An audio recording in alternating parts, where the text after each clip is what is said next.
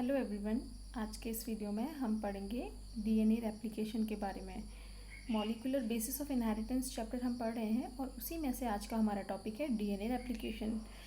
DNA replication का मतलब होता है डीएनए का अपने समान संरचना का निर्माण करना, यानी कि डीएनए से कॉपी ऑफ डीएनए बनना डीएनए रेप्लिकेशन कहलाता है। ठीक हो गया। हमने इससे पहले क्लास 11th में हम पढ़ चुके हैं अर्धसूत्री विभाजन, समसूत्री विभाजन, है ना, टाइप्स ऑफ कोशिका विभाजन हमने पढ़े हैं। तो जब हमने कोशिका विभाजन, कोशिका चक्र हमने जो चैप्टर पढ़ा था, वहाँ हमने देखा था कि कोशिका विभाजन की जो एस फेज़ होती है ना, कोशिका विभाजन की जो एस फेज़ है वहाँ पे डीएनए जो है डबल होता है, यानी कि डीएनए का रेप्लिकेशन होता है।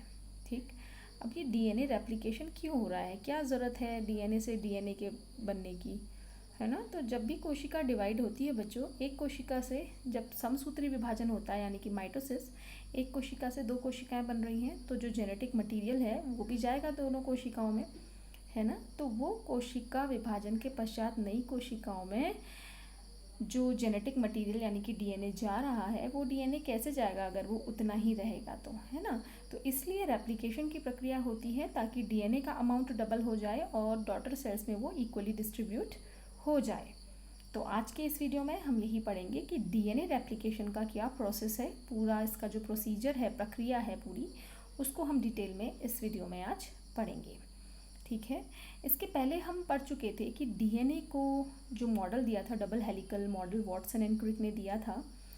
वाटसन एंड क्रिक ने ही ये भी बताया, उसके बाद रिसर्च उन्होंने जारी रखी, उन्होंने यही बताया कि जो डीएनए रेप्लिकेशन है वो सेमी कंजर्वेटिव होता है। सेमी कंजर्वेटिव या उसे अर्ध संरक्षी हम कहते हैं। डीएनए का जो रेप्लिकेशन, डीएनए से डीएनए का जो निर्माण हो रहा है, वो प्रक्रिया अर्ध संरक्षी या सेमी कंजर्वेटिव होती है। अब इस लाइन का क्या मतलब है, अर्ध संरक्षी या सेमी कंजर्वेटिव? सेमी कंजर्वेटिव का मतलब है जैसे डीएनए का ये डबल हेलिक्स है, मैंने एक रफ डायग्राम से आपको बताने की कोशिश की है। डबल हेलिक्स जो हैं डीएनए में, है ना, तो जब डीएनए से दो डीएनए बन रहे हैं रेप्लिकेशन के दौरान, तो जो दो श्रृंखलाएं हैं इनमें से एक श्रृंखला एक सेल में और दूसरी श्रृंखला दूसरी सेल में, या कहें कि डीएनए से जब दो डीएनए बनते हैं तो दोनों डीएनए में जो पेरेंट डीएनए है उसकी एक हेलिक्स, एक श्रृंखला संरक्षित रह जाती है और दूसरी श्रृंखला जो होती है वो नई बनती है उसमें। जैसे ये अनविंडिंग होगी, खुलेगी, डीएनए की श्रृंखला खुलेगी डीएनए रेप्लिकेशन के दौरान, तो एक श्रृंखला तो जो अब इस एक से जो दो नए डॉटर डीएनए बन रहे हैं, इन डीएनएज में जो एक श्रृंखला है वो पेरेंट की होगी और जो दूसरी है वो नई बनेगी, है ना। तो इसीलिए इसको बोला अर्ध संरक्षी, यानी कि जो पेरेंट डीएनए है उसकी एक श्रृंखला डॉटर डीएनए में संरक्षित है। इसी को हम semi conservative replication of DNA कहते हैं। ठीक है। इस वीडियो के बाद में नेक्स्ट वीडियो आपको बताऊंगी, मिसेल्सन एंड स्टॉल ने ये एक्सपेरिमेंटली प्रूव किया था कि डीएनए का जो रेप्लिकेशन होता है दैट इज सेमी कंजर्वेटिव। ठीक है। तो ये कैसे उन्होंने प्रूव किया था, नेक्स्ट वीडियो में हम पढ़ेंगे इन मिसेल्सन एंड स्टॉल्स एक्सपेरिमेंट। तो बच्चों, जब डीएनए रेप्लिकेशन होता है, ये एक बहुत ही कॉम्प्लेक्स प्रोसेस है डीएनए रेप्लिकेशन का। तो डीएनए रेप्लिकेशन के दौरान कई सारे एंजाइम्स की ज़रूरत वहाँ पे पड़ती है, जैसे हेलिकेज है, एसएसबीपी है, टोपोआइसोमरेज है, डीएनए डिपेंडेंट डीएनए पॉलीमरेज है, डीएनए लाइगेज है। ये कई सारे एंजाइम्स हैं जो कि हेल्प करते हैं in the process of DNA replication. और ये जो डीएनए रेप्लिकेशन है, semi conservative mode of replication है, ये जो मेथड है ये सभी जीवों में होता है। मतलब डीएनए जो रेप्लिकेट कर रहा है वो इसी सेमी कंजर्वेटिव तरीके से ही रेप्लिकेट करेगा, नई अपने फॉर्म्स बनाएगा। ठीक है। तो पहले मैं आपको एक डायग्राम दिखाती हूँ, उस डायग्राम से हम इन एंजाइम्स का जो फंक्शन है, ये एंजाइम्स का जो फंक्शन है हम उस डायग्राम से समझेंगे। ठीक है। बच्चों, ये मैंने एक डायग्राम यहाँ पे ड्रॉ किया है to show the structure of a DNA, a replicating DNA. एक रेप्लिकेट होते हुए डीएनए का स्ट्रक्चर मैंने एक रफ डायग्राम यहाँ पे ड्रॉ किया है to show the function of various enzymes. ये जो एंजाइम्स हैं, ये एंजाइम्स कहाँ कहाँ पे क्या कार्य कर रहे हैं, उसके लिए मैंने यहाँ पे डायग्राम ड्रॉ किया है। ठीक है। तो ये तो डबल हेलिकल डीएनए है, ये हमको पता ही है, 3' 5' ये 3 डैश की इधर 5 डैश होगा, ये मैंने लिखा नहीं है, मैं इसको भी लिख देती हूँ, रुकिए। तो बच्चों ये देखते हैं 3 डैश टू 5 डैश ये श्रृंखला है और 5 डैश टू 3 डैश ये वाली श्रृंखला है, ठीक है। तो एक एक करके हम एंजाइम्स का फंक्शन समझते हैं। सबसे पहला जो एंजाइम मैं आपको बता रही हूँ वो है बच्चों हेलिकेज एंजाइम। हेलिकेज एंजाइम जो है इसका कार्य होता है to break the bond between nitrogenous bases. ये आपको पता है दो श्रृंखलाओं के बीच में जो होते हैं ये नाइट्रोजन क्षार लगे रहते हैं, नाइट्रोजन क्षार लगे रहते हैं, इनके बीच में बंध बना हुआ रहता है, ठीक है। तो हेलिकेज एंजाइम सबसे पहले आकर के क्या करता है, इन नाइट्रोजन क्षारों के बीच में जो बंध है उनको तोड़ता चला जाता है, ठीक है। या अनजिपिंग जिसे हम कहते हैं, जैसे जिप खुलती है ना, जिप का खुलना, ऐसा ही कुछ आपको लग रहा है। हेलिकेज एंजाइम आता रहेगा और ये ब्रेक करता रहेगा bond between the nitrogenous bases. तो हेलिकेज एंजाइम का फंक्शन है to break the bond between the nitrogenous bases of two strands. दोनों श्रृंखलाओं के मध्य जो नाइट्रोजन बेसिस हैं उनका जो बीच में बंध है उनको तोड़ेगा, ठीक है, हेलिकेज एंजाइम। इसके बाद अगला एंजाइम जो आता है वो है SSBP। ये मैंने लिखा हुआ SSBP। SSBP का फुल फॉर्म होता है सिंगल स्ट्रैंड बाइंडिंग प्रोटीन्स, ठीक है। अब ये जैसे ही खुलता जाएगा है ना, ये जैसे श्रृंखला खुलेगी तो इसको स्टेबल करने का जो कार्य होता है, टू स्टेबिलाइज द स्ट्रैंड, ये श्रृंखला को स्टेबल रखेगा कौन, SSBP। तो बच्चों ये था SSBP का फंक्शन। उसके बाद जो अगला एंजाइम है जिसका फंक्शन मैं आपको बताऊंगी वो है आपका टोपोआइसोमरेज। टोपोआइसोमरेज, ठीक है। टोपोआइसोमरेज का क्या फंक्शन रहता है, जैसे ये हेलिकेज एंजाइम यहाँ पर नाइट्रोजन बॉन्ड को तोड़ता चला जाएगा, ये श्रृंखला खुलती चली जाएगी। उस श्रृंखला को फैलने से कि ये वाली इधर को ये वाली इधर को ना फैल जाए, इनको स्ट्रेट एक पोजीशन में स्टेबलाइज करने का कार्य SSBP ने किया। अब जैसे ये श्रृंखला खुलेगी ना, तो खुलेगी तो क्या होगा, यहाँ पे टेंशन क्रिएट होगा, है ना। जैसे अगर आप सोचो कि कोई रस्सी को आप खोल रहे हो, कोई रस्सी है उसको आप खोल रहे हो, तो जहाँ पर से वो खुल रही है वहाँ पे टेंशन यानी कि तनाव उत्पन्न होगा। तो उस तनाव को कम करने का जो कार्य होता है वो किया जाता है बाय द एंजाइम टोपोआइसोमरेज, ठीक है। टोपोआइसोमरेज जो तनाव यहाँ पे श्रृंखला के खुलने से हो रहा है उसको कम करने का कार्य करता है, ठीक है बच्चों। तो ये तो 3 मुख्य एंजाइम थे जो कि हेल्प कर रहे थे यहाँ पे रेप्लिकेशन में। इसके अलावा अब जो सबसे इंपॉर्टेंट एंजाइम आता है that is known as DNA polymerase, है ना, मैंने कहीं पे लिखा है DNA प्राइमेज जिसको कह सकते हैं हम, DNA प्राइमेज या DNA पॉलीमरेज जिसे हम कहते हैं, या इसका जो पूरा नाम है वो है DNA डिपेंडेंट DNA पॉलीमरेज, ठीक है। इसका पूरा नाम होता है DNA dependent DNA polymerase enzyme. ये DNA dependent DNA polymerase enzyme ही यहाँ पे नई श्रृंखला का निर्माण करता है। जो नाइट्रोजनस बेसिस खुल गए हैं ना, यहाँ पे नई नाइट्रोजनस बेसिस का निर्माण करके इस श्रृंखला को, इसको एक श्रृंखला बना देगा, इसको एक श्रृंखला बना देगा, ठीक है। तो ये कार्य होता है DNA पॉलीमरेज एंजाइम का। उससे पहले एक और एंजाइम यहाँ पे होता है जिसे RNA प्राइमर हम कहते हैं। RNA प्राइमर पहले लगता है क्योंकि जो नाइट्रोजनस बेसिस यहाँ पे लगेंगे DNA प्राइमेज के द्वारा, वो कहाँ लगेंगे, खाली हवा में तो नहीं लगेंगे ना, उसके पहले कोई सबस्ट्रेटम चाहिए हमें, ठीक है।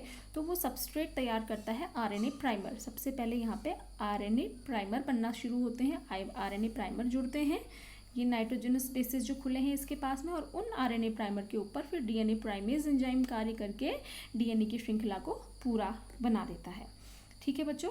अब यहाँ पे जब आप देख रहे हैं एक एरो मैंने सीधा लगाया है, ठीक है, सीधा, और एक छोटा कट में लगाया है ना, छोटे छोटे फ्रेगमेंट्स में लगाया है। तो ये जो DNA रेप्लिकेशन की प्रक्रिया हो रही है इन दोनों श्रृंखलाओं में, ये वाली जो श्रृंखला है ये 3 डैश टू 5 डैश है ना, ये यहाँ से जो बनेगा that will be 3 dash to 5 dash ऊपर को रहेगा, ठीक है, और ये रहेगा 5 डैश टू 3 डैश, राइट। तो जो श्रृंखला DNA की 5 डैश से 3 डैश की ओर बनती है, ये पूरी कंप्लीट एक कंटिन्यूएशन में होती है, ठीक है। एक कंटिन्यूएशन में एक सतत श्रृंखला बनती है जिसको हम लीडिंग स्ट्रैंड कहते हैं। क्या कहते हैं, लीडिंग स्ट्रैंड या लीडिंग श्रृंखला कहते हैं इसे हम। जबकि जो श्रृंखला 3 डैश टू 5 डैश डायरेक्शन में बन रही है, ये छोटे छोटे खंड में, छोटे छोटे पार्ट्स में बनती है, जिसे हम कहते हैं लैगिंग स्ट्रैंड, ठीक है। Leading strand and lagging strand, leading श्रृंखला, लैगिंग श्रृंखला। 5' to 3' डायरेक्शन में जो डीएनए की श्रृंखला बन रही है वो संपूर्ण पूरी होती है, ठीक। लीडिंग श्रृंखला इसे हम कहते हैं। ऐसा इसलिए होता है बच्चों क्योंकि जो डीएनए पॉलीमरेज एंजाइम के बारे में हम अभी तक पढ़ रहे हैं, डीएनए डिपेंडेंट डीएनए पॉलीमरेज जो एंजाइम है ये 5' to 3' डायरेक्शन में कार्य करता है। इसका जो फंक्शन होता है वो 5' to 3' डायरेक्शन में होता है, इसलिए यहाँ पे कंटिन्यू चेन का फॉर्मेशन करता है। जबकि यहाँ से जो डायरेक्शन है श्रृंखला की 3' to 5' है, इसलिए यहाँ पे प्रॉपर फंक्शनिंग नहीं करता है, छोटे छोटे खंडों में डीएनए का निर्माण करता है। और ये जो खंड बनते हैं लैगिंग श्रृंखला में, जो डीएनए के छोटे छोटे खंड बनते हैं ये कहलाते हैं ओकाज़ाकी फ्रेगमेंट्स। क्या कहलाते हैं? ओकाज़ाकी फ्रेगमेंट्स ये कहलाते हैं। आपसे एग्जाम्स में पूछा जाता है ओकाज़ाकी फ्रेगमेंट से आप क्या समझते हैं, व्हाट आर ओकाज़ाकी फ्रेगमेंट्स। तो ओकाज़ाकी जापानीज़ एक साइंटिस्ट थे, उन्होंने इनको सबसे पहले रिपोर्ट किया था, देखा था, तो उनके नाम पर इन्हें हमें ओकाज़ाकी फ्रेगमेंट्स बोला गया, ठीक है। तो छोटे छोटे खंडों में डीएनए का निर्माण होता है इन 3' to 5' डायरेक्शन, ठीक है। तो इस तरीके से डीएनए का यहाँ पे निर्माण हो रहा है, ठीक है। अब ये जो ओकाज़ाकी फ्रेगमेंट्स बन गए यानी कि छोटे छोटे खंडों में 3' to 5' वाली जो श्रृंखला है लैगिंग स्ट्रैंड, इसमें जो ओकाज़ाकी फ्रेगमेंट्स बने हैं ये जब रेप्लिकेशन की प्रक्रिया पूरी हो जाती है तो एक और एंजाइम होता है जिससे हम कहते हैं DNA ligase. DNA ligase enzyme, उसका कार्य होता है चिपकाने का, ठीक है। ये जो टुकड़े हैं ओकाज़ाकी फ्रेगमेंट्स हैं इनके बीच में जोड़ देता है डीएनए लाइगेज एंजाइम, ठीक है बच्चों। तो ये मैंने ओवरऑल आपको एक सारे के सारे एंजाइम्स के फंक्शन के साथ में इस डायग्राम में बता दिया। अब हम समझते हैं डीएनए रेप्लिकेशन को स्टेप वाइज कि क्या प्रक्रियाएं रहती हैं, ठीक है। पूरे टोटल जो स्टेप्स हैं उनको मैं समझाती हूँ, उसके साथ साथ आपका ये जो मैंने अभी आपको बताया है ये सब वहाँ पे भी रिवाइज होता चला जाएगा। तो स्टार्ट करते हैं the process of DNA replication. Step wise process है, आपकी बुक में 6 से 7 स्टेप्स लिखे रह सकते हैं। क्या क्या स्टेप्स हैं? पहला जो होता है वो होता है एक्टिवेशन ऑफ डीऑक्सीराइबोन्यूक्लियोटाइड्स, यानी कि डीऑक्सीराइबोन्यूक्लियोटाइड्स का सक्रियण, जिसे आप हिंदी में कह सकते हैं। तो बच्चों एक एंजाइम और होता है यहाँ पे फॉस्फोराइलेज एंजाइम होता है जो कि एटीपी की हेल्प से, एडिनोसिन ट्राइफॉस्फेट एनर्जी की हेल्प से जो डीएनए में उपस्थित मोनोफॉस्फेट्स हैं, adenosine monophosphate, cytosine monophosphate, guanidine monophosphate, thymine monophosphate, जितने भी मोनोफॉस्फेट्स हैं ये एटीपी का यूज़ करके फॉस्फोराइलेज एंजाइम की प्रेजेंस में ट्राइफॉस्फेट्स में कन्वर्ट हो जाते हैं, ठीक है। तो ये है सक्रियण, फर्स्ट स्टेप है, ठीक है। सारे के सारे एक्टिवेट हो जाएंगे, एटीपी, जीटीपी, सीटीपी, टीटीपी का फॉर्मेशन यहाँ पे हो जाएगा, ठीक है। और इसको हम फॉस्फोराइलेशन भी कहते हैं, इस प्रक्रिया को हम फॉस्फोराइलेशन भी कहते हैं, ठीक है, क्योंकि यहाँ एनर्जी की प्रेजेंस में फॉस्फोराइलेज एंजाइम मोनोफॉस्फेट्स को ट्राइफॉस्फेट में कन्वर्ट कर रहा है, ठीक। अब डीएनए जो है बहुत लंबा है, उसमें कहाँ पर जो है ये रेप्लिकेशन की प्रक्रिया स्टार्ट होती है? तो बच्चों डीएनए में अलग अलग जगह पे ओराई होते हैं। ओराई का भी आपसे फुल फॉर्म पूछा जाता है। ओराई का मतलब होता है origin of replication. Origin of replication यानी कि रेप्लिकेशन की प्रक्रिया शुरू होने के जो पॉइंट्स हैं डीएनए में वो कहलाते हैं ओराई, ठीक है। तो ये ओराई पे रेप्लिकेशन की प्रक्रिया स्टार्ट होती है, ठीक है। तो जहाँ जहाँ पे ओराई हैं वहाँ पे स्पेसिफिक प्रोटीन, इनिशिएटर प्रोटीन उनको हम कहते हैं, इनिशिएटर प्रोटीन्स आकर के जुड़ते हैं और वो प्रोटीन्स रिकॉग्नाइज करते हैं ओरिजिन ऑफ रेप्लिकेशंस को और रेप्लिकेशन की प्रक्रिया वहाँ से स्टार्ट हो जाती है, ठीक है। अब जो थर्ड स्टेप है वो है फॉर्मेशन ऑफ रेप्लिकेशन फोर्क, या इसे हम कहते हैं अनविंडिंग ऑफ डीएनए मॉलिक्यूल, ठीक है। फॉर्मेशन ऑफ रेप्लिकेशन फोर्क या अनविंडिंग ऑफ डीएनए मॉलिक्यूल, इसको मैं आपको डायग्राम से बताऊंगी। ये अगर आप डायग्राम देख रहे हैं, आपकी एनसीईआरटी बुक में भी ये डायग्राम बना है और आप कोई भी रिफ्रेशर से अगर पढ़ रहे हैं तो उसमें ये डायग्राम बहुत ही कॉमन है, आपका रेप्लिकेशन में ये डायग्राम आपको मिलेगा ही मिलेगा, है ना। तो ये replication unwinding of DNA molecule, DNA जो मॉलिक्यूल था पूरा इसकी अनविंडिंग दिखाई गई है। दोनों श्रृंखलाएं हैं डीएनए की 3' 5' पोलैरिटी वाली, 5' 3' है ना। तो इसकी अनविंडिंग होगी सबसे पहले, कैसे होगी मैंने आपको बताया था, हेलिकेज एंजाइम आएगा, बीच में जो नाइट्रोजनस बेसेस हैं इनको तोड़ना शुरू करेगा, ठीक है। नाइट्रोजन बॉन्ड जब नाइट्रोजन बेसेस के बीच के बॉन्ड जब टूटेंगे तो ये दोनों श्रृंखलाएं एक दूसरे से दूर जाएंगी, ठीक है। और ये जो स्ट्रक्चर बनता है ये रेप्लिकेशन फोर्क कहलाता है, ठीक है। तो बॉन्ड किसके द्वारा टूटेंगे? हेलिकेज एंजाइम के द्वारा टूटेंगे, ठीक है। उसके बाद मैंने जो यहाँ पे आपको चीज़ें बताई थी कि यहाँ पे SSBP एंजाइम आकर के इनको स्टेबलाइज करेगा। यहाँ पर जो तनाव क्रिएट हो रहा है इनके खुलने से, अनजिपिंग से जो तनाव क्रिएट हो रहा है उसको टोपोआइसोमरेज रिड्यूस करेगा, ठीक है। और धीरे धीरे यहाँ पे RNA प्राइमर आके जुड़ना शुरू करेगा। RNA प्राइमर के ऊपर फिर DNA dependent DNA polymerase enzyme आकर के नाइट्रोजनस बेसिस का निर्माण करेगा, ठीक हो गया। और ये जो वाई शेप स्ट्रक्चर है इसमें ये एक DNA की श्रृंखला, DNA की श्रृंखला, ये श्रृंखलाएं बनती जाएंगी, अनजिपिंग होती जाएगी इसकी और DNA की श्रृंखलाएं बनती चली जाएंगी। और ये जो संरचना है, ये जो स्ट्रक्चर है, ये जो है रेप्लिकेशन फोर्क कहलाता है, ठीक हो गया। इसके बाद देखो बच्चों, ये यहाँ पे भी आप देख रहे होंगे जो लीडिंग स्ट्रैंड मैंने बना रखा, 5' टू 3' डायरेक्शन में जो बनता है वो लीडिंग स्ट्रैंड कहलाता है। और 3' से 5' में जो बनता है वहाँ सेगमेंट्स में बनता है DNA, वो लैगिंग स्ट्रैंड कहलाता है। और ये जो सेगमेंट्स हैं ये ओकाज़ाकी फ्रेगमेंट्स, ओकाज़ाकी सेगमेंट्स कहलाते हैं, ठीक है बच्चों। इसके बाद था फॉर्मेशन ऑफ RNA प्राइमर। जो RNA प्राइमर मैंने सब डिटेल में एक साथ ही बता दिया आपको, स्टेप्स छोड़ दिए। चलो, हमने रेप्लिकेशन फोर्क का बनना देखा था। उसके बाद फॉर्मेशन ऑफ RNA प्राइमर, तो RNA पॉलीमरेज एंजाइम होता है जो कि RNA प्राइमर का निर्माण वहाँ पे करता है, ठीक है। तो RNA प्राइमर का बनना बहुत ज़रूरी है ताकि उन प्राइमर, RNA का जो प्राइमर बना है उसके ऊपर जो है DNA का फॉर्मेशन हो सके, ठीक है। उसके बाद नेक्स्ट स्टेप है वो है बेस पेयरिंग। पायरोफॉस्फेटेज नामक एक एंजाइम होता है, पायरोफॉस्फेटेज एंजाइम, जो कि जो RNA प्राइमर बना है उस पे नाइट्रोजनस बेसिस का निर्माण शुरू करता है, ठीक है। और DNA की जो चेन है उसको कंटिन्यू करता है बनाना, formation of new DNA change की। रेप्लिकेशन फोर्क बन गया। रेप्लिकेशन फोर्क मतलब जो खुला हुआ है पूरा, ये रेप्लिकेशन फोर्क बन गया सारे के सारे एंजाइम्स से। हेलिकेज ने तोड़ा, SSBP ने स्टेबलाइज किया, टोपोआइसोमरेज ने इसको यहाँ पे टेंशन कम किया, तो ये दोनों खुल गए। अब यहाँ पे RNA प्राइमर बना, पहले फॉर्मेशन ऑफ RNA प्राइमर हुआ और उसके बाद बेस पेयरिंग स्टार्ट हो गई बाय दिस DNA प्राइमेज या DNA पॉलीमरेज, ठीक है। RNA प्राइमर पहले आएगा, उसके बाद DNA पॉलीमरेज एंजाइम यहाँ पे नाइट्रोजनस बेसिस को बनाना शुरू करेगा। DNA पॉलीमरेज एंजाइम के भी कई टाइप्स होते हैं, ठीक है। तो यहाँ पे यूकैरियोट्स में DNA पॉलीमरेज 3 और ATP हेल्प करता है नाइट्रोजनस बेसिस के निर्माण में, ठीक है बच्चों। ओके बच्चों, तो DNA पॉलीमरेज 3, ठीक है, वो फॉर्म करना शुरू करता है नाइट्रोजनस बेसिस को, DNA की चेन कंटिन्यू बनना शुरू होती है, ठीक है। अब जैसे कि मैंने आपको बताया था, यहाँ पे दो प्रकार की श्रृंखलाएं बन रही है, लैगिंग स्ट्रैंड और लीडिंग स्ट्रैंड। लीडिंग स्ट्रैंड तो ठीक है, पूरा कंटिन्यूएशन में DNA बन गया, बट जो लैगिंग स्ट्रैंड बना है, अब क्या होता है, जो लास्ट स्टेप होता है वो होता है proof reading and repair of DNA, ठीक है। Proof reading and DNA repair.